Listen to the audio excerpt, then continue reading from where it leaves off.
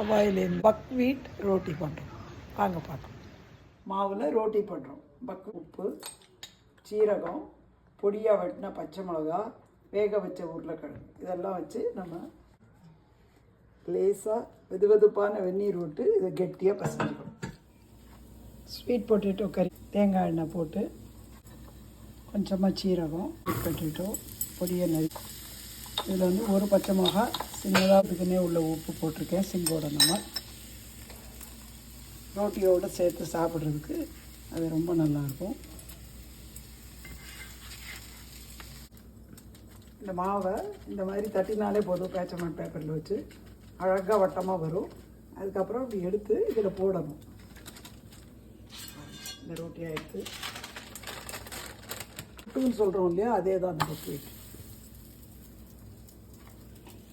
கறியும் தயாராகிடுது.